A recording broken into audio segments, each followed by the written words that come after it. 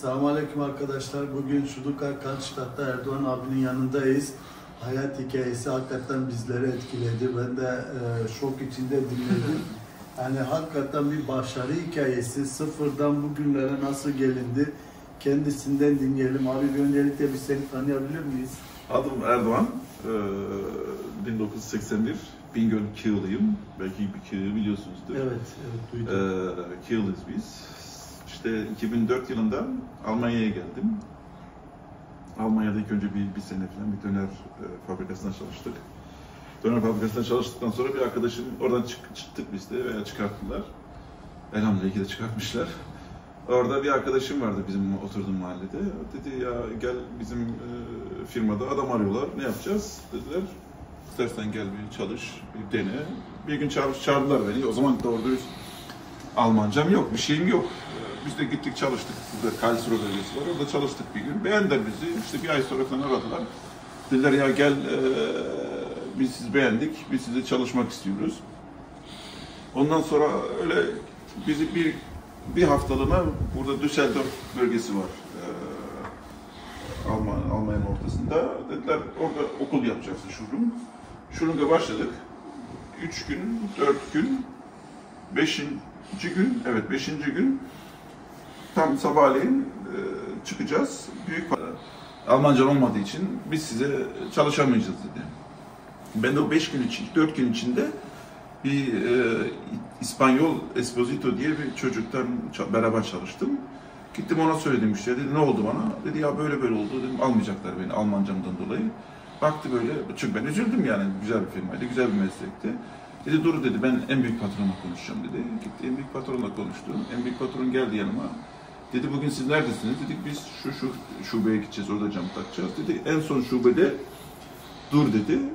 Ben geleceğim, bakacağım nasıl çalışıyorsanız ona göre ben karar vereceğim. İşte camları taktık. En son şubede bekledik büyük patronu. Büyük patron geldi baktı. Ben işte bir tane Mercedes E-klası vardı. Onun camını taktım, bitirdim. Baktı bana böyle. Dedi ki sana dedi Almanca'ya gerek yok dedi. Ya o kadar 2 günde pratikleşti. Aynen. Yani ATU tarihinde, belki biliyorsunuz ATU sınavda. Tabii, dünya genelindeki bir marka. ATU tarihinde, hatta ben Cuma günü oradan çıktım. Bana dediler ki pazartesi günü Rosenheim var burada Bayern'de. Dediler gideceksin, firmanın merkezi orasıydı. Oradan araba alacaksın. Geleceksin, salı günü normal işine başlayacaksın. Cam takmaya başlayacaksın. Gittim orada pazartesi günü erkenden gittim işte şey almaya. Herkes ya Heman Ay kim, Erdoğan Bey kim, Erdoğan Bey kim, Erdoğan Bey kim? Dedim benim ya ne oldu yani? Bu sırada bir İngilizce anlaşıyoruz. Dedim yani nasıl oldu? Dedi yani biz dedi o kadar insan geldi gitti. İlk defa bir kişi 4 günde iş öğrendi. Herkes de şaşırıyor. Çünkü normalde 4 gün Schulung yapıyorsun. Ondan sonra birisiyle beraber 2-3 ay daha beraber sürüyorsunuz. Schulung dediğimiz kurs oluyor değil mi? Evet. Kurs yapıyor. Sana gösteriyor nasıl cam takacağını, nasıl yani sistemi öğretiyorlar sana. Ama elhamdülillah biz Allah'ın izniyle inşallah güzel öğrendik. Hemen de beğendiler de. Ertesi gün ilk defa yani ben daha hiçbir şey bilmeden halinde ertesi gün 4 tane cam taktım yani. Ertesi gün hem de buradan aldım 120 kilometre ileri gittim. İleriki bir yerde 3 tane şubede cam taktım. Herkes de şaşırdı yani ondan sonra. Ondan sonra yürüdük. Her yeni gelen yani ben bugüne kadar bilmiyorum kaç kişiye sayısını bilmiyorum yani kaç kişiye bu işi öğretmişimdir. Bütün bölgenin yeni gelen adamlar hep bana gelirdi. Ben öğretirdim. Yani bir anda öğretmenler mi? Aynen öyle yani çok şey oldum böyle yani bazıları kendilerine firmalar açtılar, bazıları halen o firmada üst seviyelere çıktılar. Öyle yani oldu. 2012 yılında da karar verdim. Dedim ya ben bu işi biliyorum, iyi de yapıyorum. Dedim kendime yapayım o zaman bu işi dedim. Hem kendime yaparım hem de o işimi devam ederim. Gittim patrona söyledim, dedim patron dedim böyle yapmak istiyorum müsaaden varsa böyle yapmak istiyorum dedim. Dedi Erdoğan Bey dedi siz yapın, bizim iş yerinin arabasını kullanın, benden size okey, biz sizden çok memnunuz dedi. Ama dedi kimseye söylemeyin, siz yaparsanız herkes yapmaya çalışır dedi. Biz sizden memnunuz, kimseye söylemeyin yapın dedi. İşte öyle devam ettik, bir sene falan devam ettim. Tabii benim kendi işim. Her hafta bir cam vardı. Ondan sonra her gün cam olmaya başladı. Her gün 2 cam olmaya başladı. İşim, kendi özel işim çoğalıyor. Hep çoğalıyor. Aylardan da 4. ay filandı. Hanıma dedim ya dedim ben yapamıyorum daha yani. Benim size zamanım olmuyor. Evet. Çocuğum da vardı, bir oğlum vardı o zaman, olmuştu. Size zamanım olmuyor. İşim de çok yoğun oluyor. Dedim ne yapalım? Ben çıkacağım dedim işten yani haberin olsun. Dedi ya dur dedi izine gidelim dedi. İzinden gelelim. Onu konuşursun o zaman patronla dedi. O zaman ona göre yaparsın dedi. Tamam dedik. O zaman izinde yazdırmıştım zaten. İşte okul tatilinde 8. ayda gidecektim. Bizi 6. ayın ortalarında falan çağırdılar. Bizim bölümün hepsini çağırdılar. Dediler haberiniz olsun. Biz bu bölümü kapatıyoruz. Siz direkt şubede çalışacaksınız. Devamlı her gün oradasınız.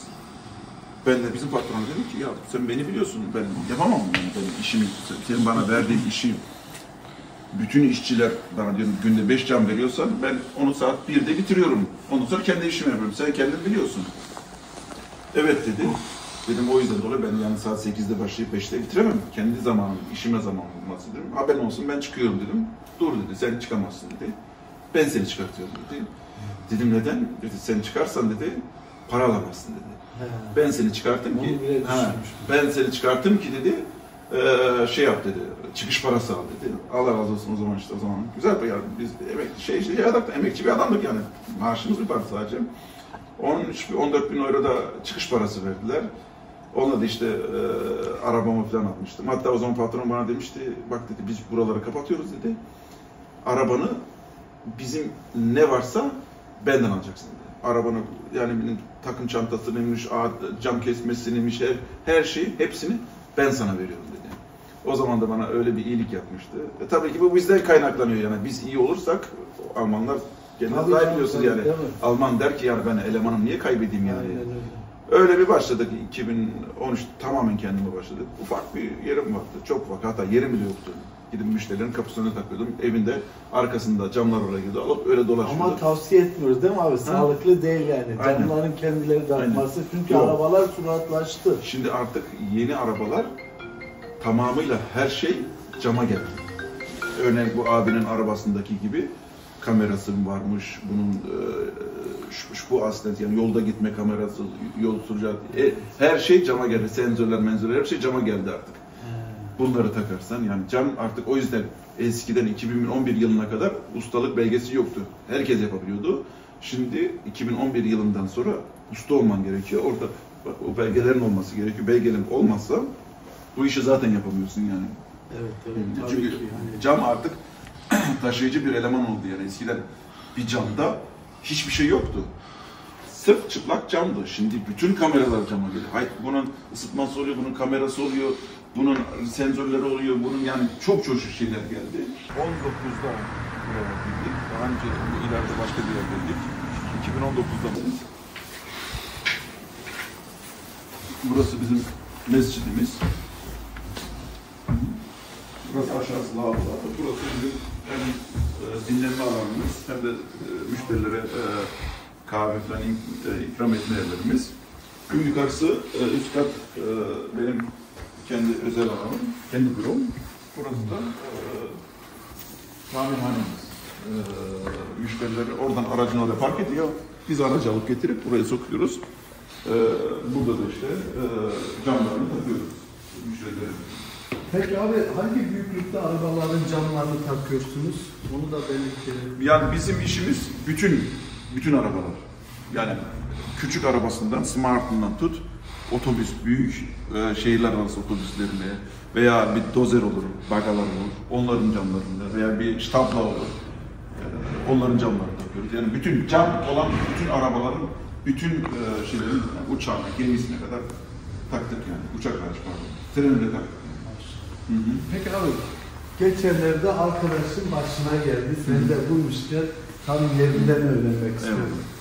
Camda para büyüklüğünde bir çatlaklık olur. Evet. Onu ne yapabiliriz? Senin önerin ne bu işleri bildiğin için? Şimdi kanun diyor ki şu şoförün gözün yani şu direksiyonun büyüklüğündeki olan yer ne kadar büyüklük olsun fark etmiyor, değişmesi gerekiyor. Kanun diyor ki olmaz. Yani araç muayene istasyonu diyor ki orası tamiri yasak. Yani ne kadar büyüklük? Evet. Ama bu tarafta 2 euro büyüklüğe kadar olan tamir ediliyor. İçine ilaç sıkılıyor, ilaç donduruluyor. O daha hiç çatlamıyor, gözükmüyor da. O tamiri olur ama o bir bölgelerde, yerlerdeki, örneğin şuradaki olan bir şey olmuyor. Ama buraya değil taş gelir, burada olan taş tamir edilir. 2 euro büyüklüğe kadar olan. Peki ne kadar sağlıklı? Sonuçta cam, hız arabası. Ömür boyu hiçbir şey olmaz. Ömür boyu hiçbir şey olmaz.